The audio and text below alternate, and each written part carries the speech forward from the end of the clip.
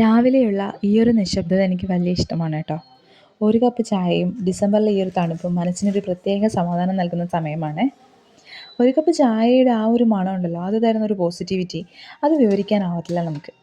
ഈ ഒരു സമയത്ത് ഞാൻ ഫോണൊന്നും യൂസ് ചെയ്യാറില്ല കേട്ടോ. പകരം എൻ്റെ ചിന്തകളെയാണ് ഞാൻ പ്രോത്സാഹിപ്പിക്കാറുള്ളത്. നമ്മൾ കഴിക്കുന്ന ഭക്ഷണത്തിലും ഒരു എസ്തെറ്റിസിറ്റി നമുക്ക് ഫീൽ ചെയ്യാറില്ലേ? ആ ഒരു ആ ഒരു ഫീലുണ്ടല്ലോ, മനസ്സ് നിറഞ്ഞ് കഴിക്കുമ്പോഴാണ് ആ ഒരു ദിവസം തന്നെ നമുക്ക് പൂർണ്ണമാവുന്നത്. അപ്പോൾ ഇന്ന് ബ്രേക്ക്ഫാസ്റ്റിന് ഉപ്പുമാവ് ഉണ്ടാക്കി. അതുപോലെ തന്നെ പരിപ്പാണ് കുക്കറിലിരിക്കുന്നത്.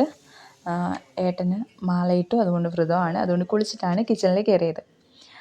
ഇത് പരിപ്പിന് തടുക്ക ഉണ്ടാക്കാൻ വേണ്ടിയിട്ടുള്ള ഉള്ളിയും പച്ചമുളകും ഇഞ്ചിയും വെളുത്തുള്ളിയും അരിഞ്ഞതാണ്. അത് ജസ്റ്റ് എണ്ണ ഒഴിച്ചിട്ട് അതൊന്ന് ജസ്റ്റ് ഒന്ന് വഴറ്റിയെടുക്കുക. വഴറ്റിയെടുത്തതിന് ശേഷം ഗരം മസാല, ഇച്ചിരി മുളക് പൊടി, മഞ്ഞൾപ്പൊടി, കുറച്ച് മല്ലിപ്പൊടിയും കൂടി ഇട്ടിട്ട് നന്നായിട്ട് വഴറ്റി ഈ തക്കാളിയും ഇട്ട് അതൊന്ന് സോഫ്റ്റായി വരുമ്പോഴത്തേക്കും നമ്മൾ ഈ വേവിച്ച് വെച്ചിരിക്കുന്ന പരിപ്പ് ഒഴിച്ചിട്ട് മല്ലിയിലയും തൂവി കൊടുക്കുക. ഒന്ന് കുറുകി വരുമ്പോഴത്തേക്കും നമുക്ക് അത്. ഇപ്പം ഞാൻ ഉണ്ടാക്കാൻ പോകുന്നത് ചപ്പാത്തിയാണ്. ചപ്പാത്തിക്ക് മാവ് എടുക്കുകയാണ്. ബിക്കോസ് മക്കൾക്ക് ഉച്ചയ്ക്ക് കൊടുത്തു വിടുന്നത് ചപ്പാത്തിയാണ് കേട്ടോ. ചപ്പാത്തിയും ഒരു വെജിറ്റബിൾ സബ്ജി ഉണ്ടാക്കാമെന്ന് വിചാരിച്ചു.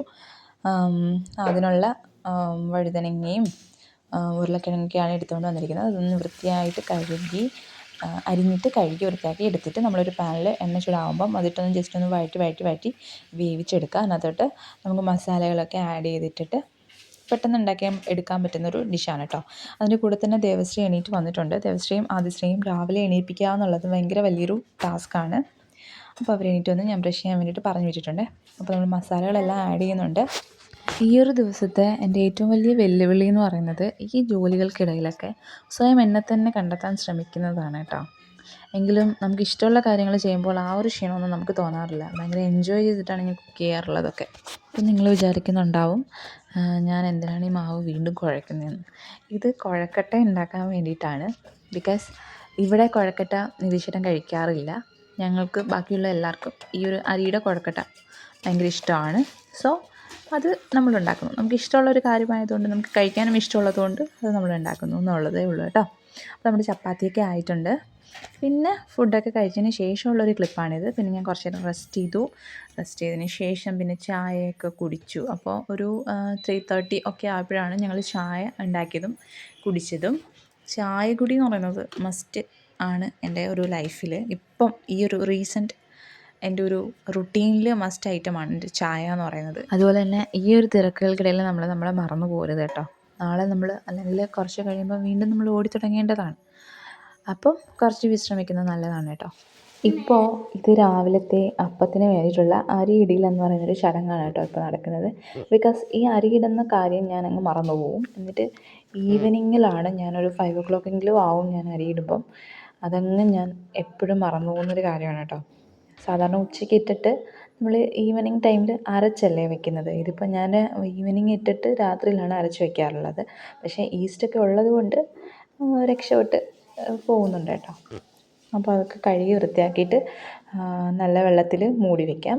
അതിന് ശേഷം കഴുകി വെച്ചിരുന്ന തുണിയൊക്കെ മടക്കി അതാത് സ്ഥാനത്ത് കൊണ്ട് വയ്ക്കുന്ന ഒരു ചടങ്ങാണ് കേട്ടോ ഇത്.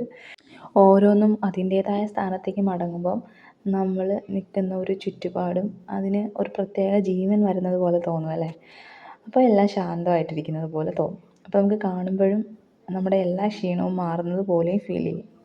ഈ തുണികളെല്ലാം സോർട്ട് ചെയ്ത് മാറ്റിയെടുക്കുന്നതാണ് അതിനേക്കാൾ വലിയൊരു ജോലിയായിട്ട് തോന്നിയിട്ടുള്ളത് കേട്ടോ. അതാണ് എനിക്ക് ഒട്ടും ഇഷ്ടമില്ലാത്തത്. അല്ലാതെ തുണിയൊക്കെ വൃത്തിയായിട്ട് മടക്കി വയ്ക്കുന്നത് എനിക്ക് ഭയങ്കര ഇഷ്ടമുള്ളൊരു കാര്യമാണ് കേട്ടോ. അതിന് ശേഷം കഴുകിയ തുണികൾ വിരിച്ചിടാനുണ്ടായിരുന്നു. അങ്ങനെ ഞാൻ മുകളിൽ വന്നിട്ട് കഴുകിയ തുണികളെല്ലാം എടുത്ത് വിരിച്ചിട്ടു.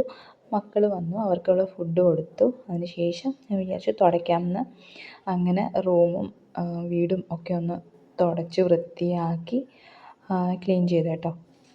ഈ ക്ലീനിങ് എന്ന് പറയുമ്പം ഇതെല്ലാം പെടുമല്ലോ. അതിനുശേഷം ഞാനും ഗീതയും കൂടെ മുറ്റത്ത് കുറച്ച് ചെടിയുടെ തൈകൾ ഞങ്ങൾ വാങ്ങിച്ചിട്ടുണ്ടായിരുന്നു. അപ്പോൾ അതിന് വേണ്ടിയിട്ടുള്ള വളം ശരിയായിക്കൊണ്ടിരിക്കുകയാണ്. അപ്പോൾ അതിനകത്ത് കുറച്ച് നേരം ഗീതമ്മയുടെ കൂടെ കൂടി. പിന്നെ ഗീതമ്മയുടെ ഒരു ഫ്രണ്ടും മോനും കൂടെ വന്നിട്ടുണ്ടായിരുന്നു. അപ്പോൾ അവർ വീട്ടിൽ വന്ന് അവർ ചായയൊക്കെ കുടിച്ച് ഒരു 7:30 ഒക്കെ ആയപ്പോഴാണ് തിരിച്ചു പോയത്. അതിനുശേഷം ഞങ്ങൾ ഡിന്നർ കഴിച്ചു. ആദ്യം കുറച്ച് പഠിച്ചു, ദേവുട്ടിയും കുറച്ച് പഠിച്ചു. അതിനുശേഷം കിടന്നുറങ്ങി. അപ്പോൾ അടുത്ത വീഡിയോ ആയിട്ട് വീണ്ടും കാണാം. Till then bye.